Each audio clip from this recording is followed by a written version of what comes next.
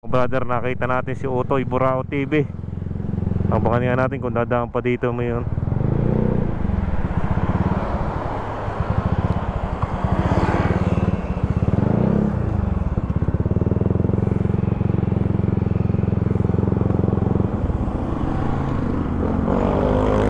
Utoy!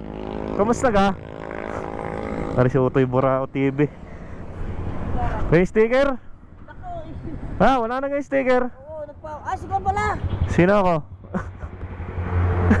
Ako magbibigay ng sticker. Oo, kilala kita yan. Sabi na si Utoy. Ha? Namasyal lang?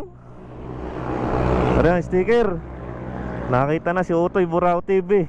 Shout out. Hindi nagpulitin na tayo dati. Matagal na. Kaya nga. Matagal nung ano pa.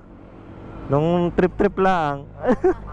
Saan ka? Nag-deliver? Oo nga pa, ihatid ko si Aling Ligaya sa Kawan. Ah, Sa... picture ako kay Idol. Are. Nagpakita na tayo dati. Oo nga, yan. Idol Utoy Burao TV. Saan pa? Uwi na? Hindi, ihatid ko pa sa pier si Aling Ligaya. Layo pa. Trabaho ko sa Kagaling. Diyan lang, umikot lang. Saan ka mismo? Taga diyan ako sa Caltex, papasok. Oo, layo nararating mo yung mga... Oo. Siya, ingat. Thank you. Wala yung sticker eh. Oo, wala pa rin. Shout out kay Aling Ligaya. Yun, si Aling Ligaya. Ingat po, ingat. Yun, nung mga si Utoy Burao kasama si Aling Ligaya, no? Shout out. Nahuli natin sa daan kasi walang sticker.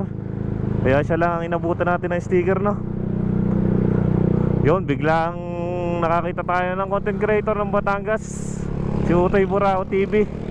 Ayan, kasama si Aling Ligaya. Shoutout sa inyo, ingat kayo sa mga biyahe nyo, sa mga pagdi-deliver nyo ng mga isda. Yan, yung ano yun, tawag doon, pinakpakan. Yung ba yun? Nakikita kasi lagi natin sa post niya. Ihatid lang daw si Aling Ligaya. Kaya ingat. Ingat kayo mga lodi, mga lods. Utoy Burao TV. Mag-asawa. Ang mag-asawang Utoy Burao TV at saka si Madam Kat Katrina kasama si Aling Ligaya, no? Yun mga brother.